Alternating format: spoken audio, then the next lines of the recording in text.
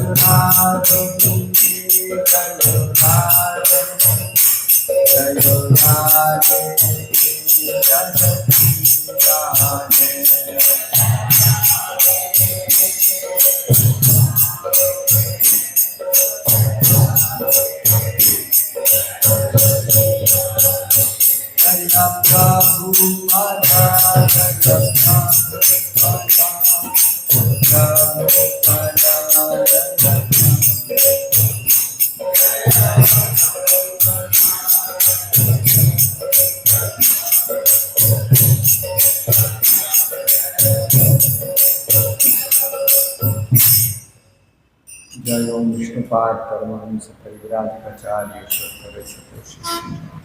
His Divine Grace A.C. Bhaktivedanta Swami Prabhupada ISKCON Samsthabhakacharya Savior of the whole world with Guru Srila Prabhupada ki Jai.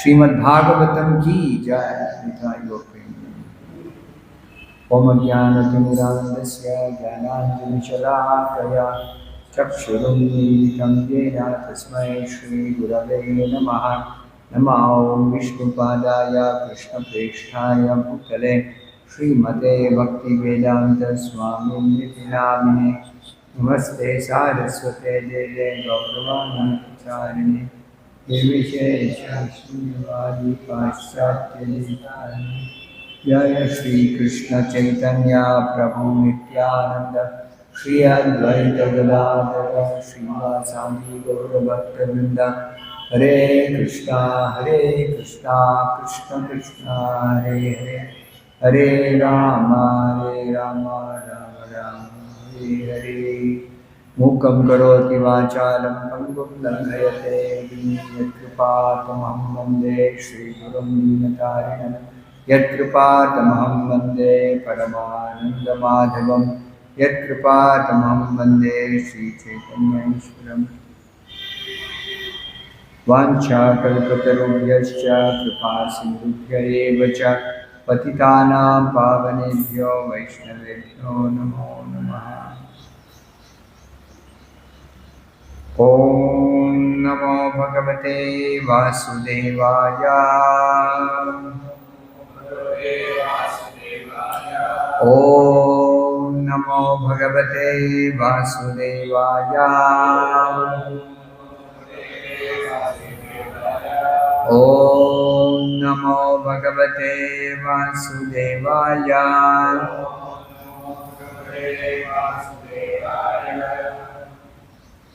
Narayanam Namaskritya Naram Chaiva Narottama Devim Saraswatim Vyasam Tato Jayamudiraye Nashtaprayesha Bhadresho Nityam Bhagavata Sevaya Bhagavati Uttama Shloke Bhaktir Bhavati Naistiki.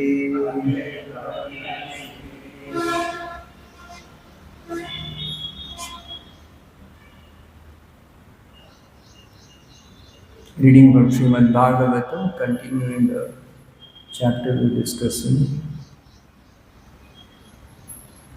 on Tuesday. Today is Thursday, day for yesterday.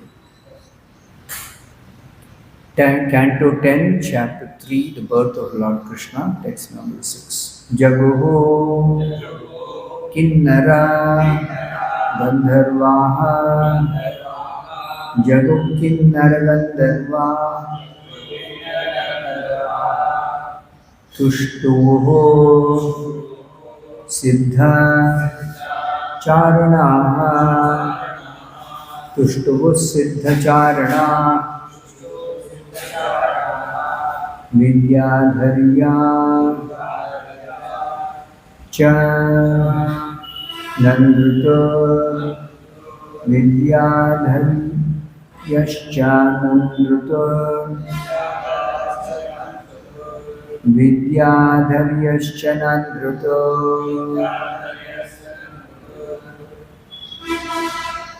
Apsarobhihi Samam Muda Apsarobhis Samam Muda Jagukinnara Gandharva Tushtuvo Siddhacharana Vidyadharyascha Nandruta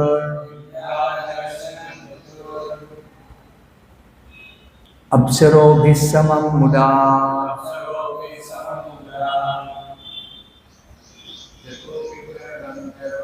Jagukinnara Gandharva Tushtuvo Siddhacharana Vidyadharyascha Nandruta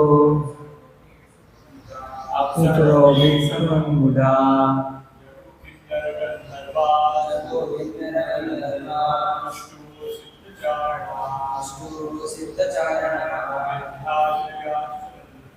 Vidyadharyascha Nandruta Apsarobhis Samam Muda Jagukinnara Gandharva Tushtuvo Siddhacharana Vidyadharyascha Nandruta Apsarobhis Samam Muda Jagoho recited auspicious songs. Kinnara Gandharva. The Kinnaras and Gandharvas, inhabitants of various planets in the heavenly planetary system, Tushtuvoho offered their respective prayers. Siddhacharana. The Siddhas and Charanas, other inhabitants of the heavenly planets. Vidyadharya Cha. And the Vidyadharis, another group of inhabitants of the heavenly planets. Nandrutuhu, dance in transcendental bliss. Apsarobhihi, the Apsaras, beautiful dancers in the heavenly kingdom. Samam, along with Muda, in great jubilation. Translation by His Divine Grace A.C. Bhaktivedanta Swami Prabhupada. The Kinnaras and Gandharvas began to sing auspicious songs. The Siddhas and Charanas offered prayers. And the Vidyadharis along with the Apsaras began to dance in jubilation. Please repeat this translation after me. The Kinnaras and Gandharvas began to sing auspicious songs. The Siddhas and Charanas offered auspicious prayers, and Vidyadharis, along with the Apsaras, began to dance in jubilation. There's no purport. I'll read the next two verses along with translation and elaborate purport. Texts 7 and 8 are together. I'll chant by myself. Mumuchur munayo deva sumanamsi mudanvita mandam mandam jaladhara jaggarjur anusagaram nishithe tama udbhrute jatyamane janardane devakyam devarupinyam Vishnu Sarva Guhashaya Avirasi Yatha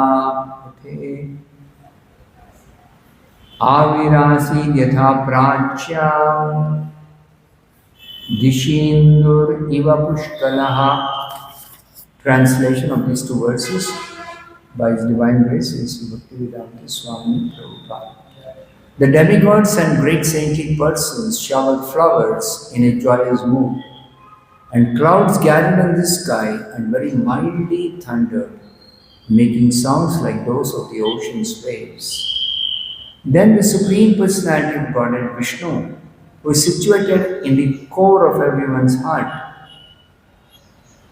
appeared from the heart of Devaki in the dense darkness of the night, like the full moon rising on the eastern horizon, because Devaki was of the same category as Sri Krishna.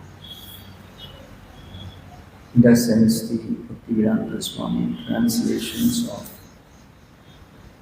text 6, 7 and 8 of the Srimad Bhagavatam, Canto 10, Chapter 3, in the matter of the birth of Lord Krishna. So it's a long purport. We'll discuss the purport in the class itself. So Shukadeva Goswami is describing to Parikshit Maharaj the wonderful atmosphere which prevailed when Krishna took birth. Before this, because of Kamsa's atrocities, there was a lot of fear in the people's mind. There was disturbances. They were having anxieties. Even though they were engaged in their routine activities, but they could not do it peacefully. They could not do it happily. Always disturbed.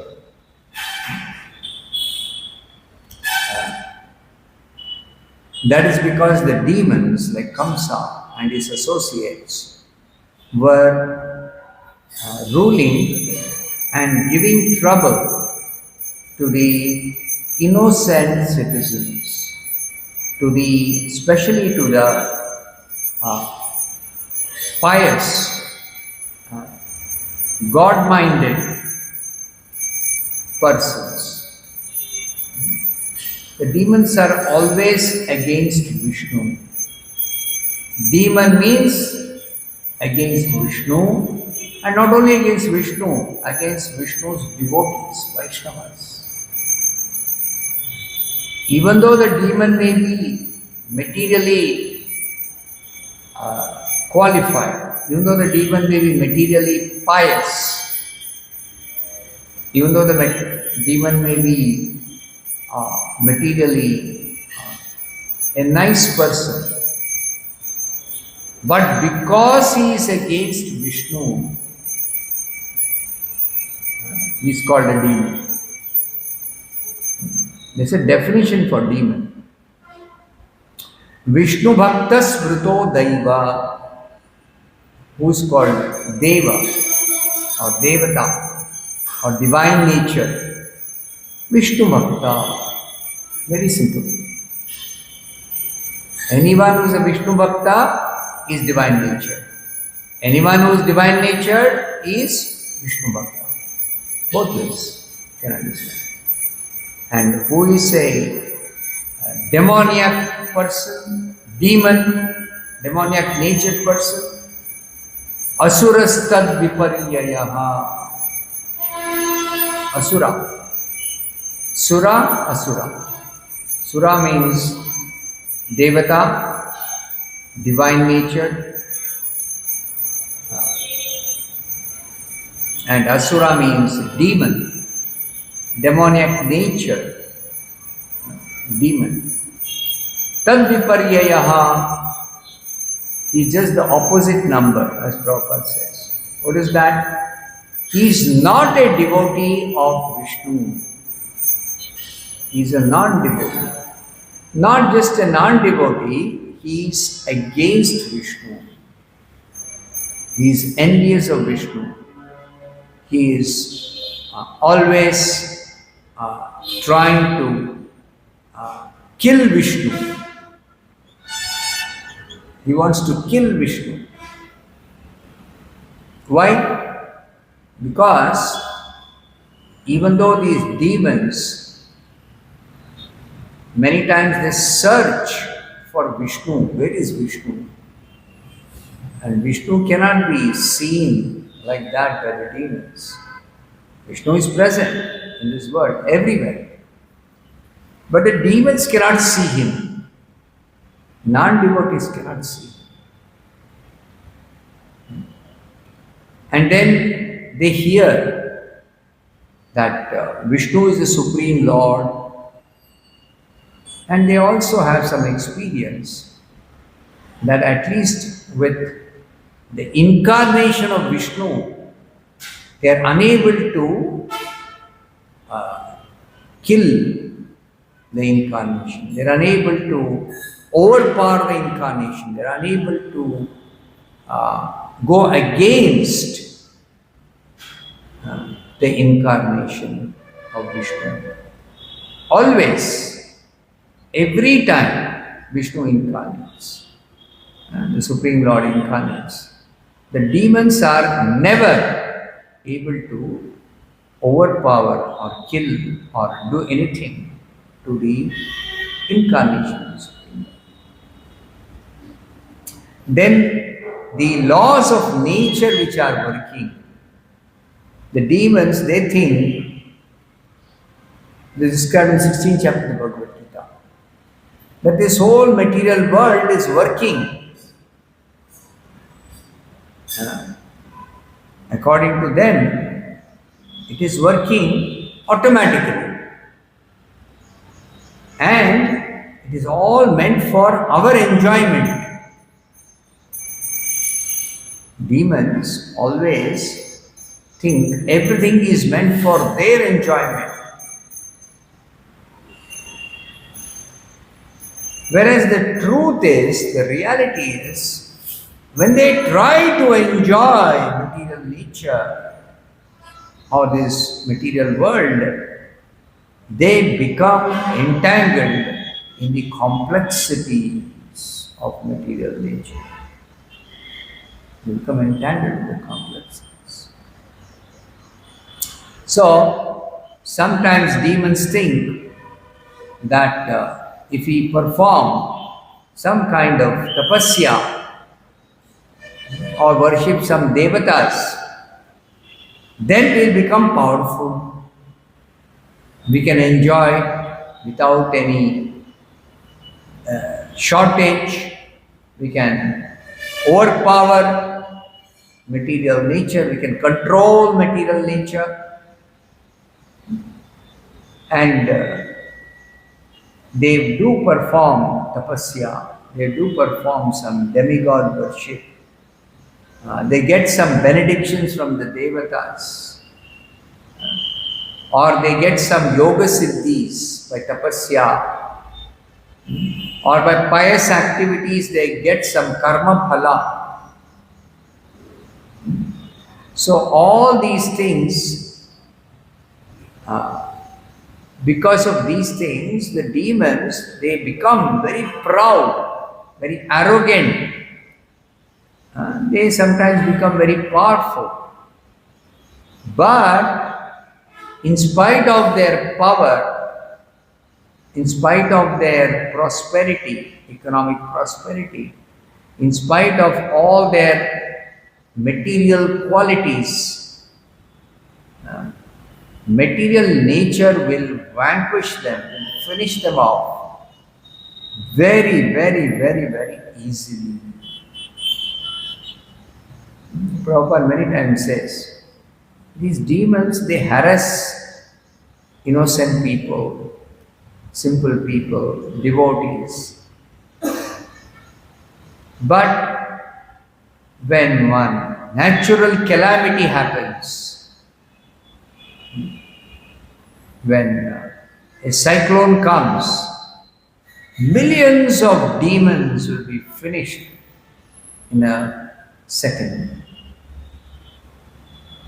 None of these demons can survive when there is a cyclone, when there is earthquake, when there is a fire of devastation, pralaya. Pralaya time, when there is a torrential rain, then the demons are finished. So the demons always are puzzled. Who is this Vishnu? Who is controlling this world? Always confused, always in ignorance. This is a characteristic of demon. Always in ignorance. Always falsely proud. Always arrogant. Whereas devotees, divine nature persons, devatas, sometimes the devatas also become proud. But that is due to the influence of the gunas. Within their heart, the devatas don't have any bad quality within their heart. Sometimes circumstantial or some situation or some misunderstanding, they may become angry, they may become proud, they may become forgetful of Vishnu being their master. But because within the heart, internally, they are always devotees. So, Vishnu or Krishna seated in their heart as Paramatma will actually enlighten them or get them out of ignorance, or Vishnu will protect them by not allowing them to become demoniac nature. So they are always protected by Vishnu under all circumstances. Sometimes the devatas seem to be having lost protection of Vishnu. And the demons sometimes attack the devatas. Then the devatas may lose power. They may become affected by the demons' harassment.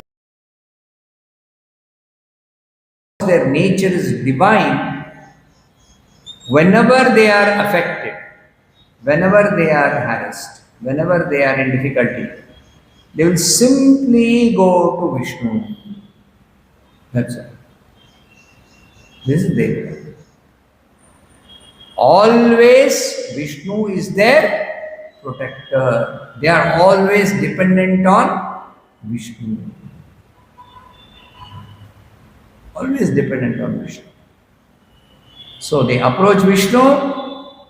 As soon as they approach Vishnu, their problem is finished.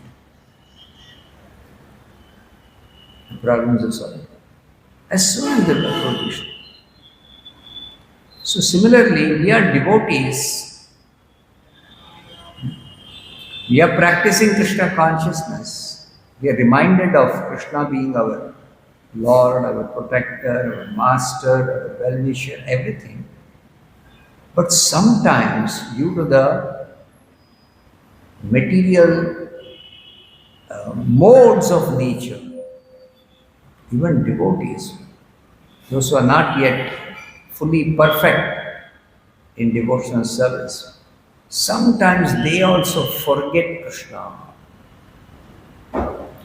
or they think that some demon is more powerful or very powerful, and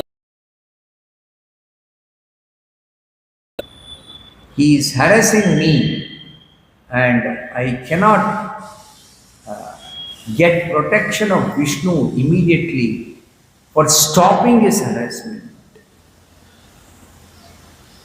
Stopping his harassment. So then, those who are devotees, those who are genuine devotees, they know that Vishnu does not immediately stop the demon. Immediately, the Vishnu does not take any action against the demon. The devotees know Vishnu has got a higher plan, has got a greater plan.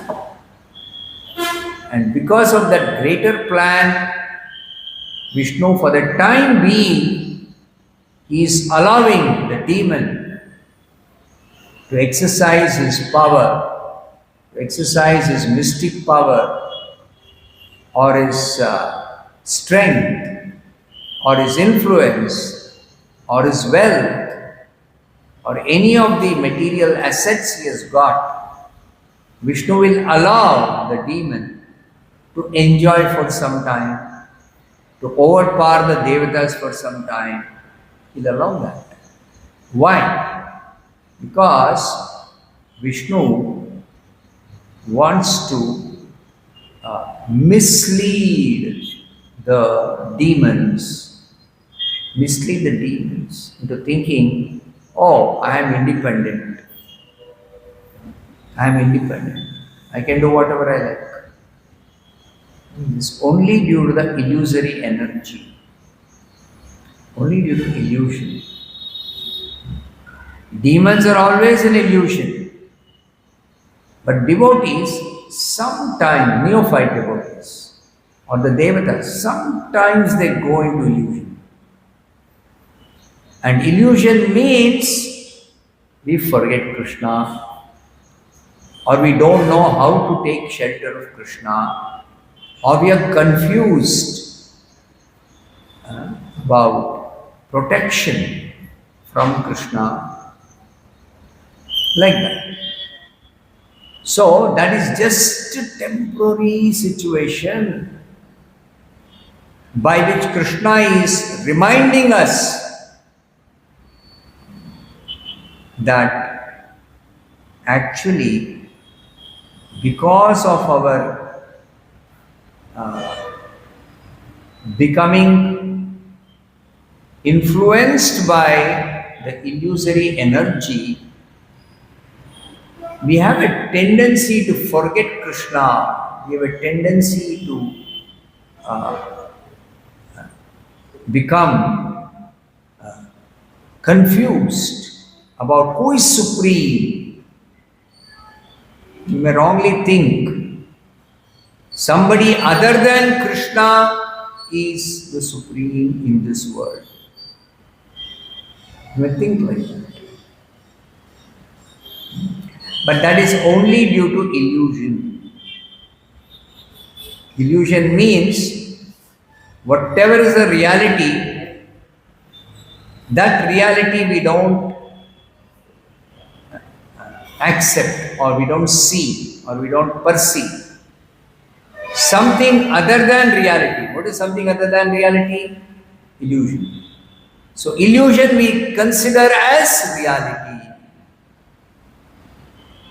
And the actual reality, we think it is illusion.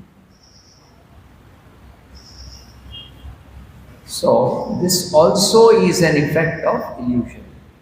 This also is an effect of illusion.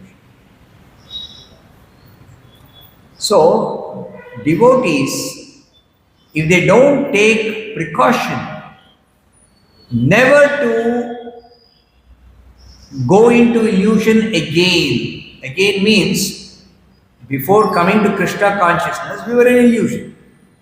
We didn't even know what is illusion. We didn't know who is Krishna. We didn't know what is devotional service. But after we come to know, then we become devotees. We seriously practice Krishna consciousness. We daily chant Hare Krishna. We perform devotional service. We pray to Krishna. We understand Krishna is our actual controller, supreme controller.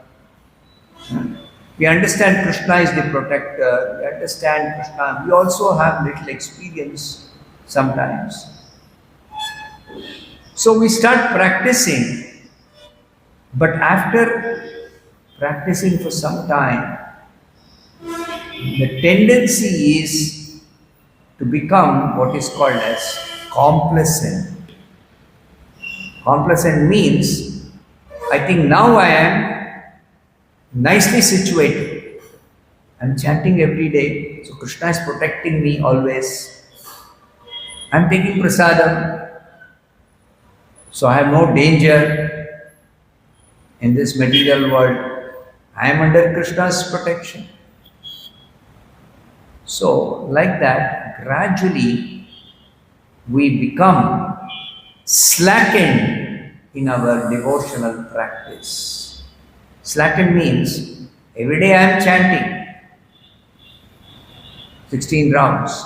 Someday I may not chant 16 rounds. Every day I take prasadam normally. Someday I will not take prasadam. It's okay. If I don't take prasadam, I'll take something which is not prasadam. Like this. Every day I pray to Krishna, please protect me. Some days I think, oh, Krishna is always my protector. I don't have to, even if I don't pray, it's okay. So this is called slackening in devotional service. When we become slackened, Maya will immediately attack. Maya will immediately attack. Because where are we? We are in the kingdom of Maya. We are in this material world. We should not forget any time.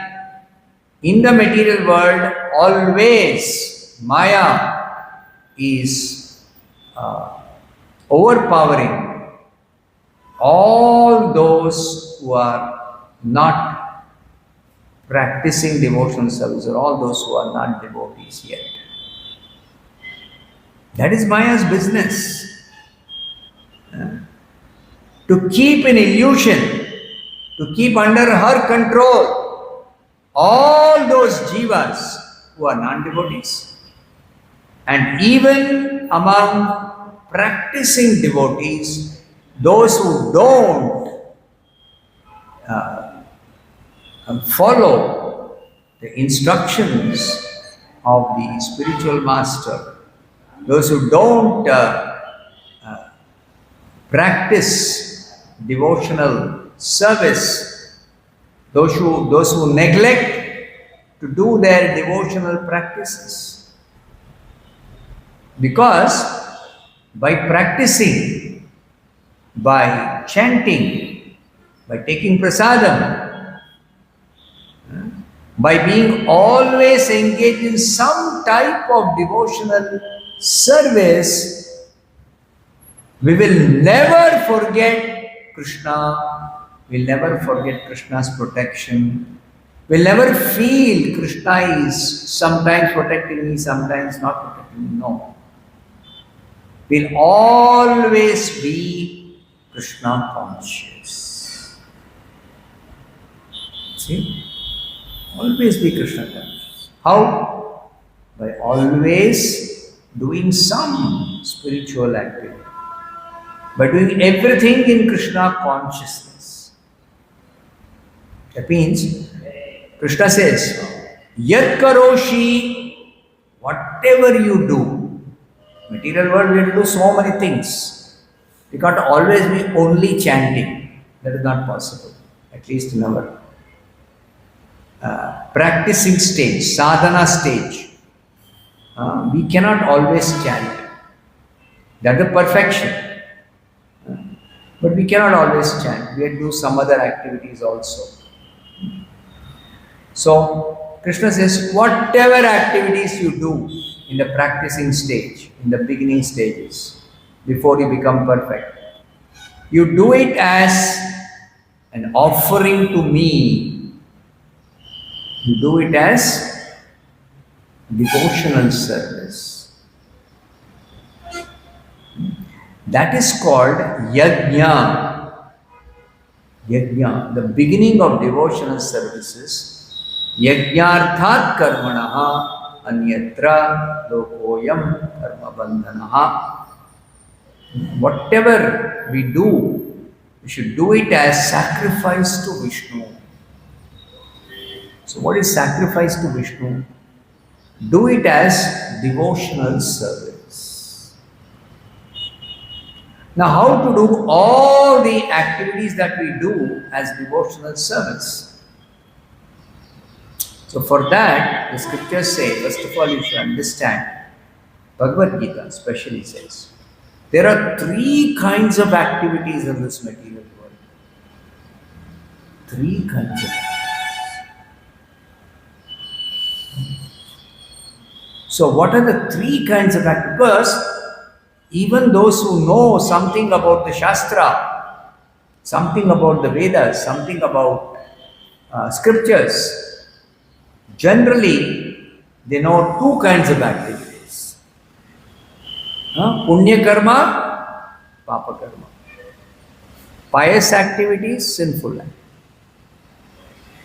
So such people, they think you should not do papa, should only do punya. And they try also to avoid papa. Sometimes if they do papa, they become very repentant. And they will beg forgiveness. They will do some prayaschitta, or they become very, they feel very guilty, and they want to stop sinning like that. But punya karma, they don't think even punya karma, if it is not done as yajna or as offering to Krishna or as devotional service, that punya karma also becomes the cause of our becoming illusioned by Maya. You become illusioned by Maya.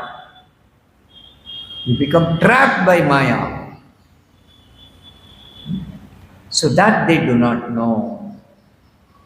Whereas in Bhagavad Gita, Krishna says, both pious activities, which are of the nature of material activities, as well as sinful activities, which are anyway material activities, both kinds of material activities are simply keeping you in illusion or putting you into illusion.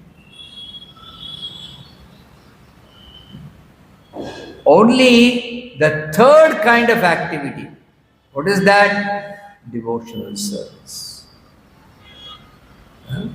Third kind of activity, karma, vikarma, akarma.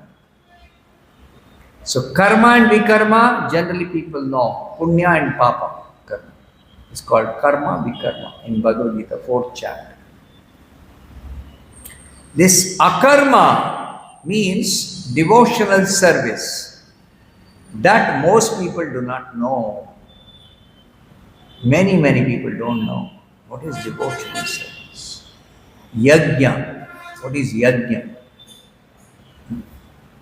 Yajna is activity which is done as sacrifice to Vishnu or sacrifice to Krishna.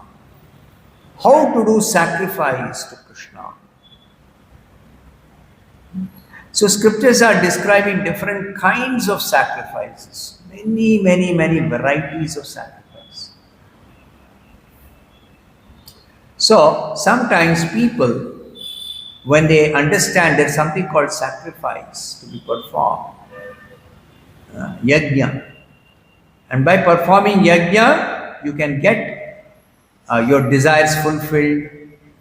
You can be happy in this world. You can be protected from dangers, like that. So they do yajna. But this yajna also they do simply for the sake of protection from danger, simply for the sake of getting some wealth, simply for the sake of getting some results of their work, simply for fulfillment of some desire. Whereas what does Krishna say? All work has to be done as yajna. If you want to be always free from danger, you want to be always prosperous, you want to be always fulfilling your desires, you want to be always protected against dangers, always do yajna. Always do yajna. Simple example. Before you eat food, you should make sure hands are clean. Correct? So, parents will teach the children. So, before you eat food, you should wash your hands nicely. Then you can be sure, even if the hands are not clean, they'll become clean. And with the clean hands you eat, you will not get any infection, you will not get any contamination, you will be healthy, you will be safe. Correct? So children are taught like that. So they generally father will tell, wash your hand, wash your hand, wash your hand. So they get into this habit of washing. But when they grow up, they think, yeah, I have to wash my hands to keep it clean, or clean the hands before eating. But sometimes they think, my hand is clean, no need to wash. My hand is clean, no need to wash. Only if it is dirty, I have to wash. So they will eat without washing their hands. But what is the danger or risk of eating without washing hands? If your hand is not really clean, but it looks like it is clean, right? There are germs which can cause infection, correct? So those germs are there on your hand, but you can't see, looks clean.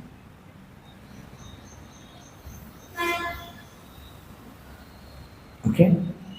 Sometimes they even think, okay, I don't wash my hand. I just do like this. Even if the hand, some dirt is there, it will go away by doing this. But dirt may go away when you do like this. It will go onto your shirt or your cloth. But if some germ is there, and that germ is not only on your hand, it's also on your cloth. So what will this do? Nothing it will do to the germ. And if there were no germs on your hand, but it was there on your cloth, by doing this what will happen? Your hands are becoming infected. You can't see all this. You can't understand this. So, as a safety, as a precaution, always wash the hands before you take food. Always wash the hands.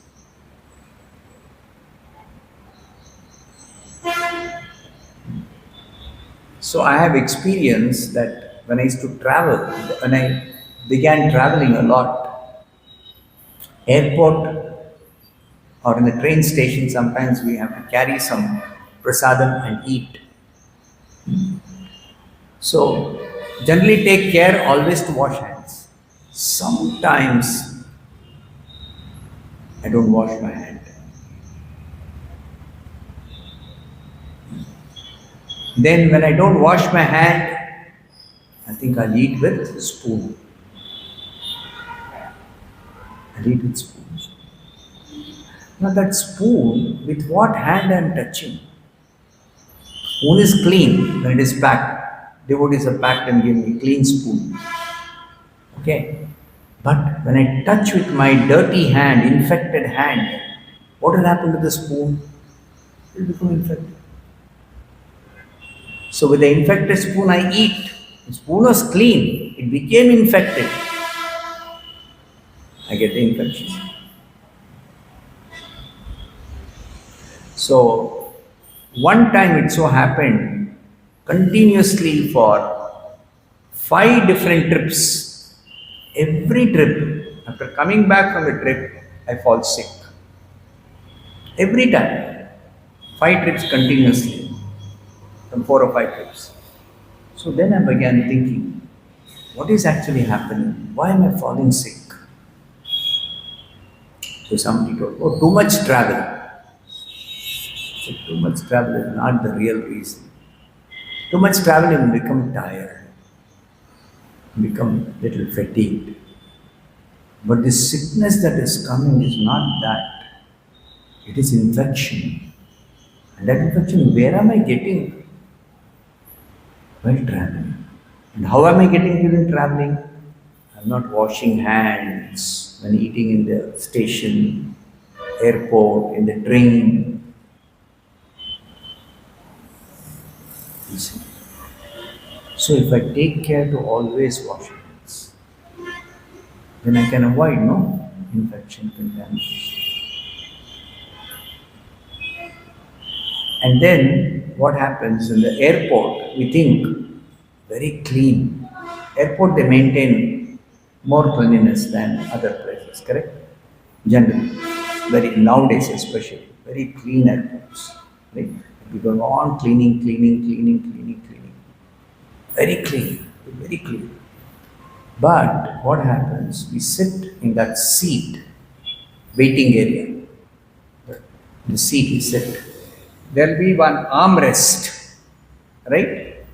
That armrest, somebody before me has sat and they were eating and they're using their fingers put inside the mouth also.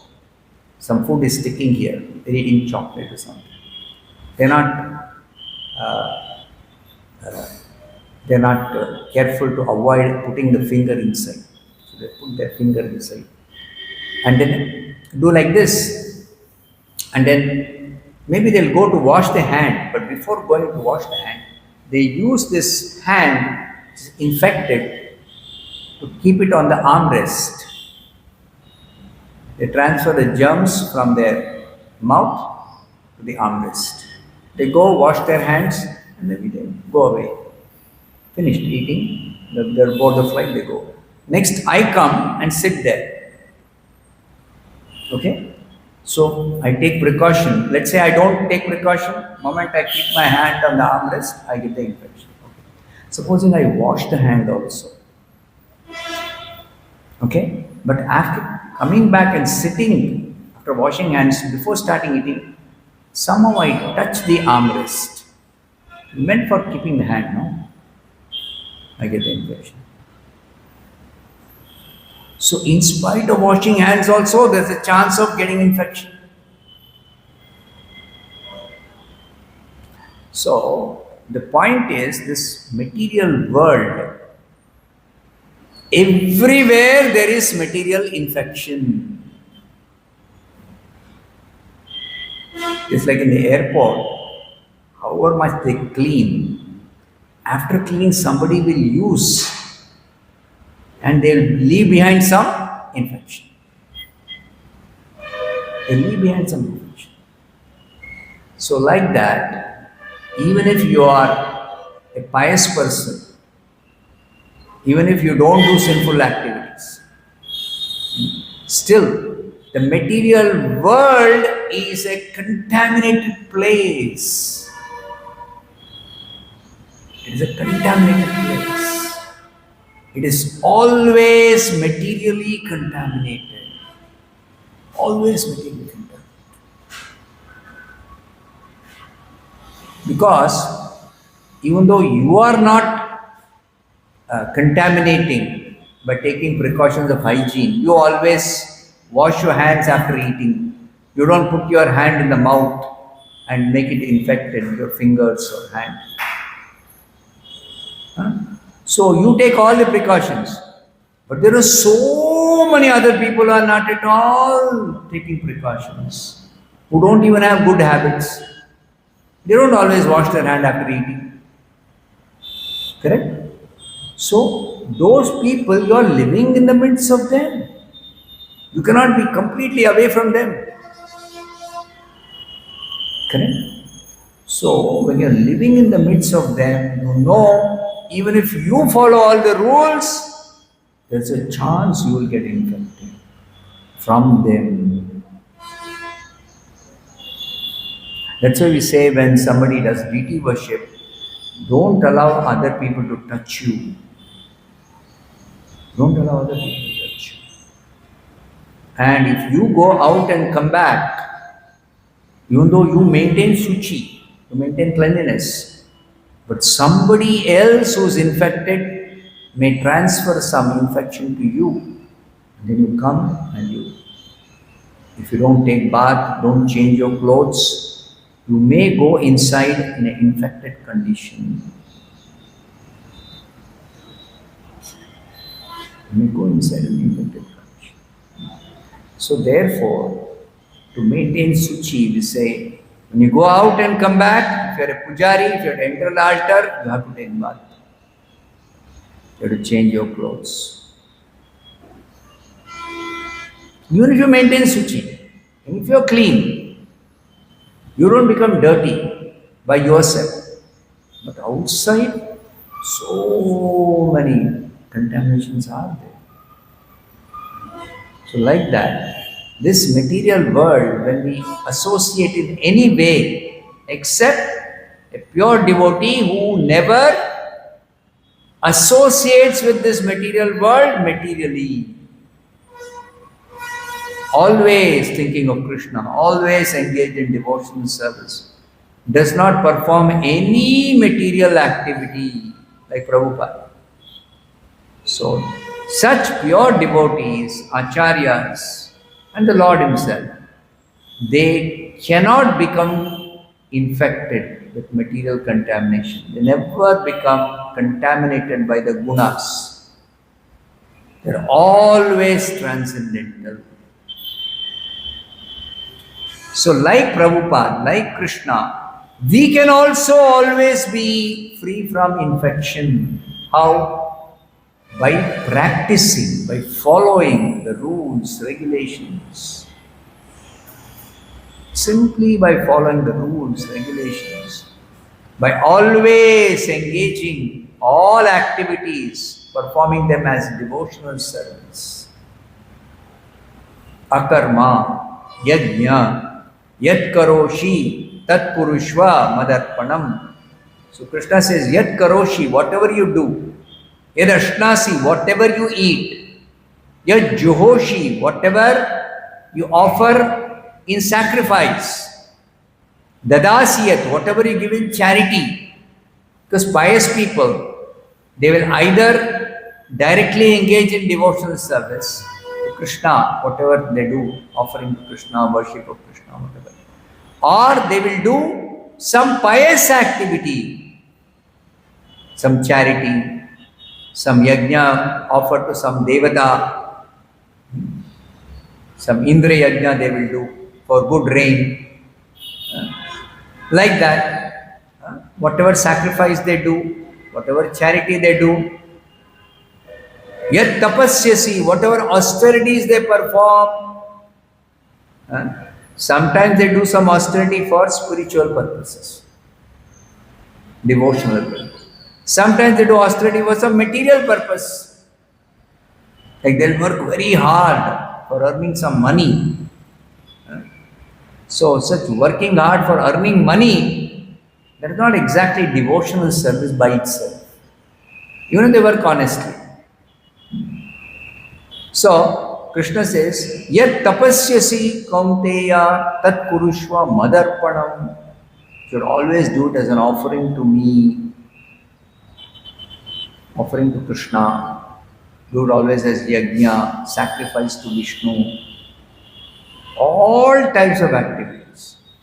Pious activities, of course, devotees know sinful activities cannot be done as offering to Krishna. Vikarma can never do as offering to Krishna. Vikarma cannot be performed as yajna, no, as sacrifice, no. So, sinful activities, pious people also know, and even devotees know. Sinful activities I should never do. But pious activities, if I don't do it as sacrifice to Vishnu,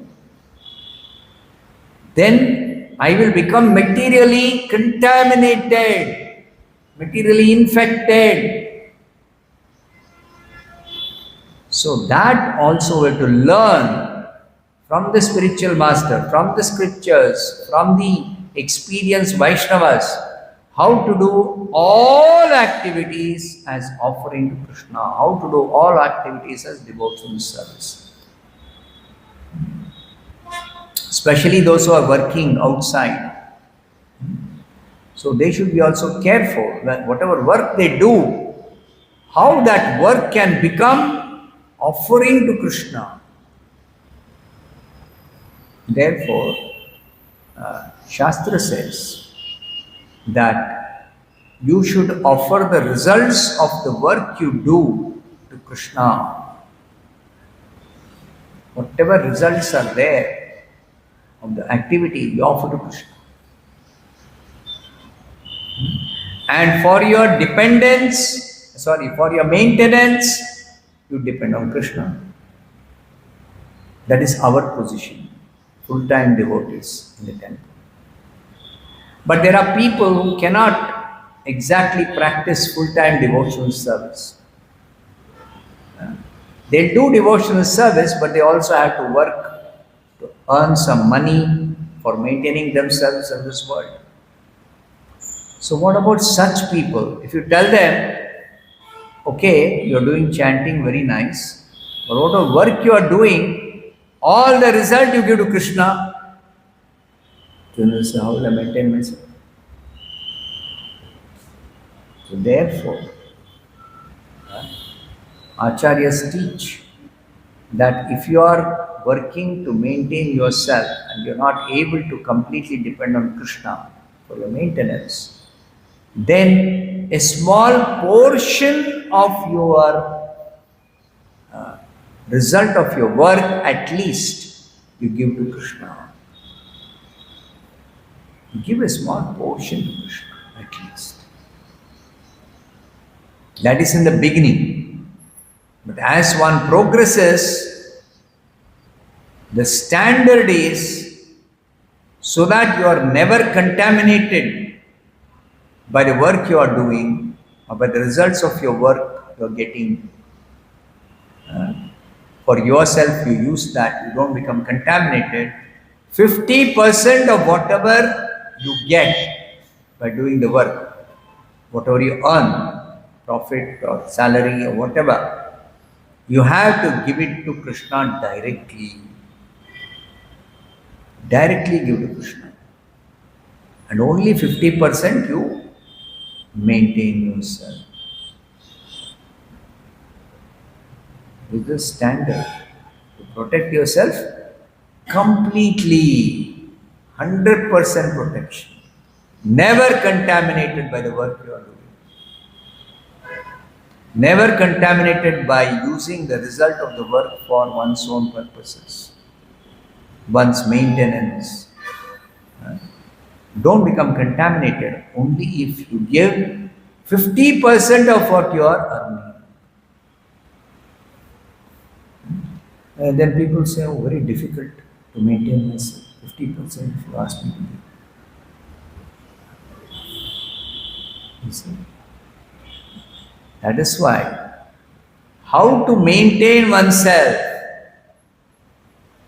by giving 100% of the results, that we have to learn from Prabhupada.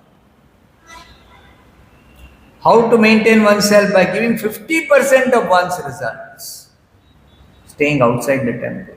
That also we have to learn from Prabhupada. So Acharya, you see, Prabhupada is Acharya.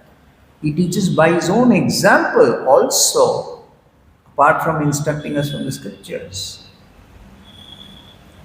So Prabhupada, he himself was working and maintaining, correct?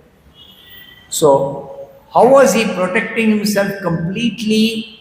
What the example he said? 50% he would give for Krishna consciousness movement. 50% he would give Krishna consciousness. That way he is completely protected. 100% protected. And then in the early days of ISKCON, when there were no donations, so many boys and girls, they became interested, they joined, they became full-time devotees, but there is no money, no donations. So then Prabhupada said, you go outside and work.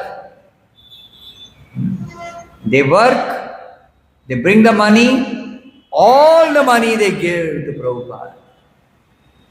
All the money they give to Prabhupada. That was the standard in the initial days. And whatever they require is there, provided in the temple. Minimum requirements provided in the temple. But then later on, some devotees, they wanted to work outside and not live in the temple. They want to maintain themselves outside, not live. Because living in the temple becomes a little too austere, difficult for the family members, if not for the devotee. Okay, Prabhupada said, all right, you stay outside and you maintain yourself, but 50% you give. 50% you give to the temple. 50% you give. So, that also Prabhupada taught. So, how to maintain oneself with just 50% of the salary or 50% of the income? How to maintain? That Prabhupada taught that you follow the 4 regulative principles. You chant Hare Krishna 16 rounds every day and you engage, except for the work you are doing. Other time you engage in practical devotional service. Then you don't associate with non-devotees. Don't waste your time in so-called material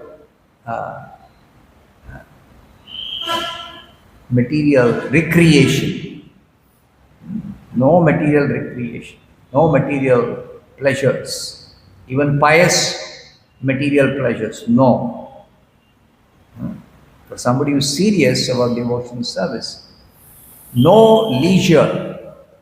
Krishna says in Bhagavad Gita in the 6th chapter, 17th verse, that yuktahar viharasya yukta cheshtasya karmasu yukta swapnavabodhasya yogo bhavati dukkha. Somebody wants to practice yoga, any type of yoga, and they want to be fully free from all material miseries, no material contamination, no material infection. Krishna says 4 things they have to regulate. Eating, sleeping, work and recreation.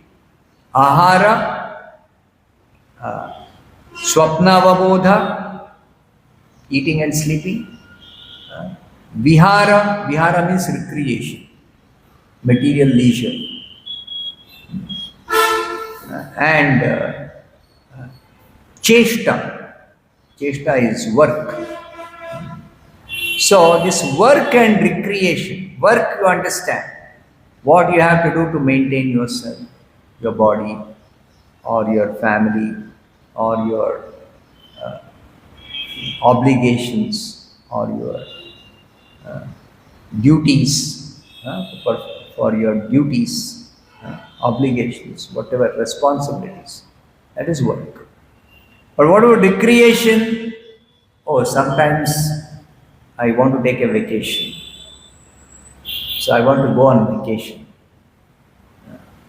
So Prabhupada says, for those who are serious, there is no vacation. There is no vacation. There is no going out for some recreation, even if there is holiday. Even if there is holiday. No recreation. There's holiday, you go on pilgrimage. Go on pilgrimage. Don't go to some nice resort, which is vegetarian resort. Sattvic food, no. Even sattvic food is contaminating because it is not prasadam. So this is the secret revealed in the Bhagavad Gita and Bhagavatham, especially, and in the confidential portions of the Vedic literature, like Ishopanishad. Ishavasyam idam sarvam yatkincha jagatyam jagat tena tyaktena bhunjita ma grada kasya sudhanam. Very clearly it is told in Ishopanishad. How you should only take the bare minimum for your requirement of simply keeping the body and soul together. Tena tyaktena bhunjita. But people don't understand this. They foolishly think, I worked honestly, I worked very hard, I earned money. That money is meant for my enjoyment entirely. So you go and tell them, please give some donation for Krishna consciousness. So Swamiji, I worked very hard. All the money I get, it is meant for me. Now, there are so many people, they are having black money. So you go and take donation from them. Don't ask me donation. I am honest, hardworking. I don't have any bad habits. I am perfectly safe. I don't have any danger. Foolish person doesn't realize, even if you are pious, even if you are honest, any time anything can happen in this world. What happens if there is an accident?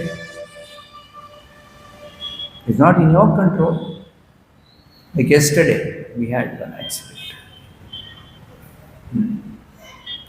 Because the devotees chant 16 rounds, they always pray to Krishna every day. So even if there is some accident, not due to our fault, still Krishna's protection is always there. And yesterday we experienced that. So, like that, Krishna's protection is necessary always for everyone in all circumstances, simply because we are in this material world. Simply because of the material. Spiritual world, no danger, no contamination, no disease, no old age.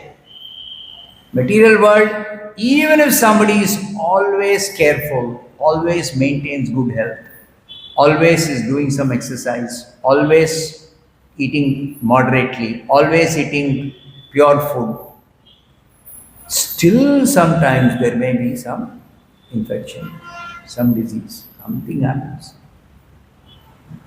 So therefore you require always protection, always you require protection from Krishna in all circumstances. Even if you are engaged always in Krishna consciousness, still depending on Krishna, praying to Krishna is absolutely essential for everyone. Absolutely essential. So therefore, you should remember that when we practice Krishna consciousness, we should not become complacent. We should not think, now I don't have to chant every day. No. Haridas Thakur taught this. When he became very old and he was physically very weak, very, very weak. And sometimes he would also be a little indisposed. Some excessive pain or some excessive fatigue, very, very tired, like that. So then he would not be able to complete his chanting of 3 lakh names every day. He would not be able to complete. So then once Chaitanya Mahaprabhu, when he was feeling little sick, so Chaitanya Mahaprabhu personally used to visit Haridas Thakur. So he saw Haridas Thakur was sick. Okay. So then he was asking Haridas Thakur, what is the reason you are sick? Haridas Thakur didn't say because I have become old, because this body is become very weak. No. He said, because I am not completing my chanting. So then Chaitanya Mahaprabhu said, you don't have to chant 3 lakh names. Haridas Thakur said, no. I can't reduce. Because there's always the danger. If I reduce my chanting, I'll be attacked by Maya. I'll become victim of Maya. So even though pure devotee never actually forgets Krishna, if he does not do one type of devotional service, he'll be doing another type of devotional service.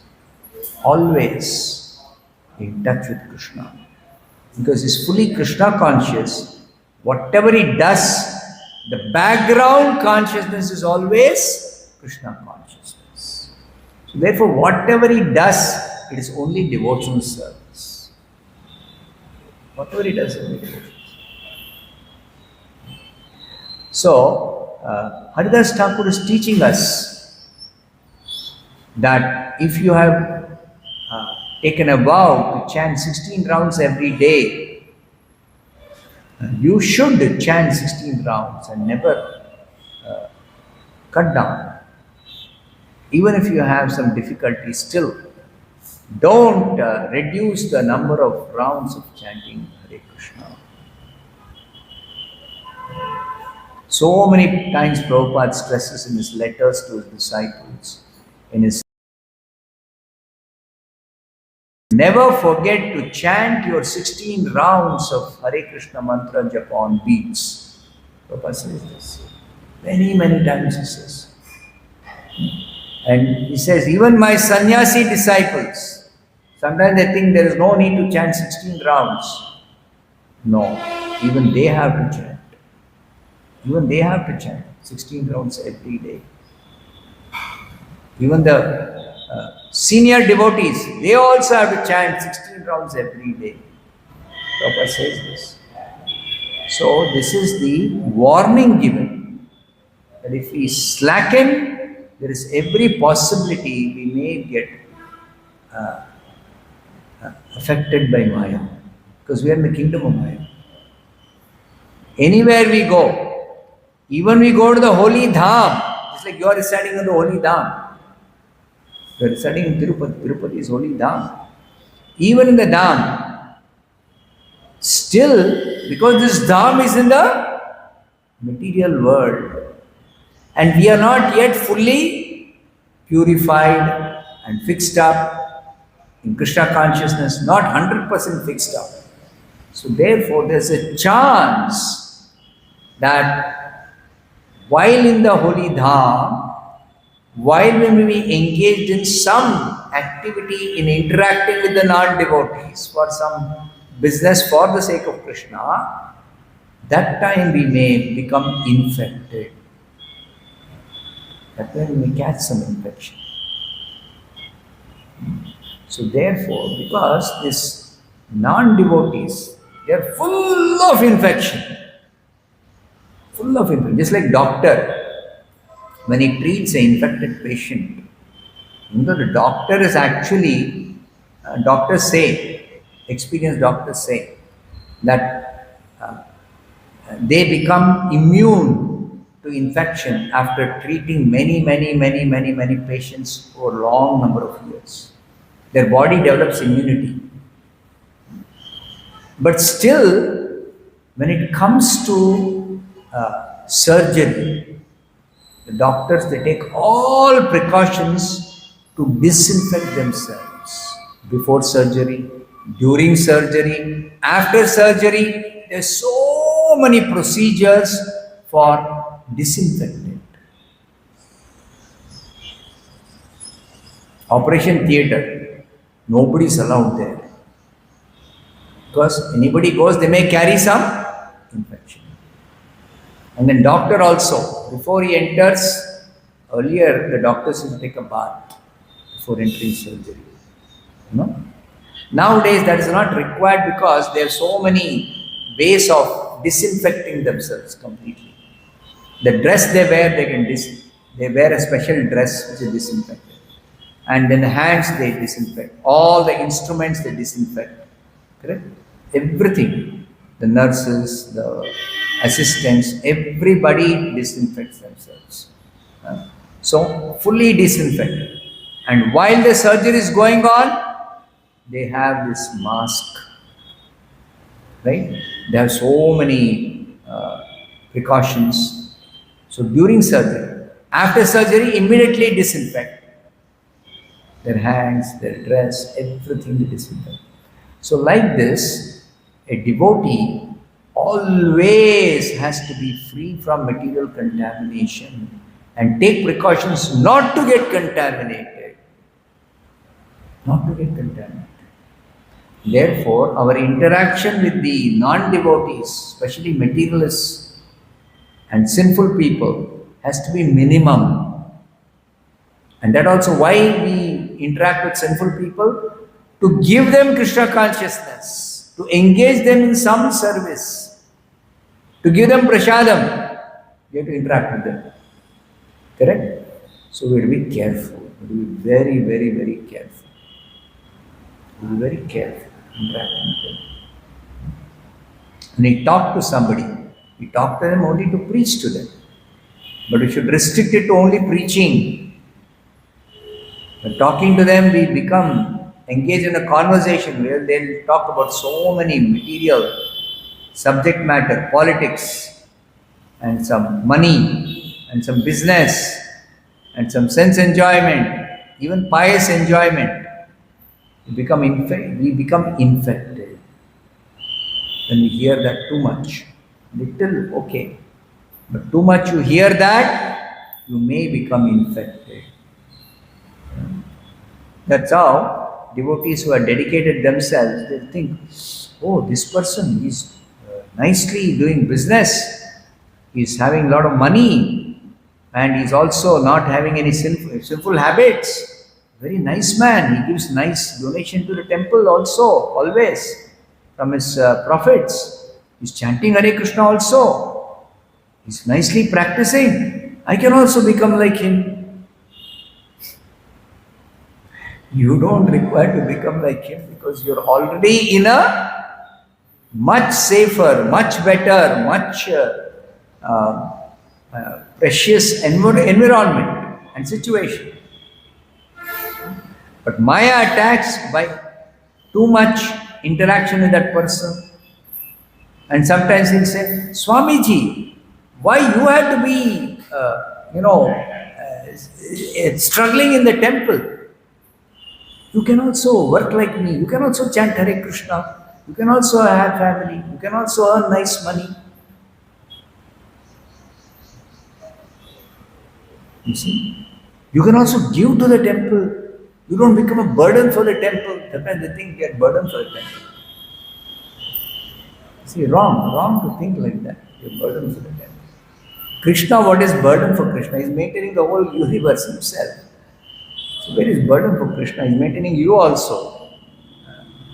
So we should not get carried away by the talk we do with non-devotees, or even those who are engaged actively in the outside world. Be careful. So we should protect ourselves. That's why don't slacken in devotional service. That's why sadhana. Sadhana bhakti means practice. Practice means every day. Every day we have to practice. Every day we have to practice chanting. Every day we have to practice taking prasadam. One day we don't take prasadam, it's okay? No. Very dangerous. Very dangerous. Very dangerous. One day we don't chant 16 rounds, very dangerous. Very dangerous. So we have to remember the danger always, and always practice. Always practice. In spite of always practicing, sometimes, very, very rarely, even if it so happens that we don't complete our 16 rounds, then Krishna understands the sincere devotee. He's trying very hard, but sometimes he may not be able to complete. Krishna will protect. Then protection is there. It's like you're driving on the road. You always take precaution. In spite of taking precautions, sometimes some mistake happens. From your side or from somebody else's side. Krishna's protection is there. But you think, anyway I am chanting every day. So one day I don't chant, it's okay. That is dangerous. Every day I am eating prasadam. One day if I don't eat prasadam, I can take some bhoga, which is without onion and garlic. No. That's not okay. So, unless some very extreme, rare situation, where in spite of trying sincerely, we are unable to, Krishna's protection is there. Otherwise, we should always follow, always take precaution, always keep away from non-devotees except for essentially preaching to them, giving them prasadam, engaging them in service. Except for that, we should not interact with them, hear from them, all their other activities. No, we should not hear. We take this. Okay? Stop. Any questions? Time for questions? No, already 9:30. Srimad Bhagavatam ki jai, Srila Prabhupada ki jai.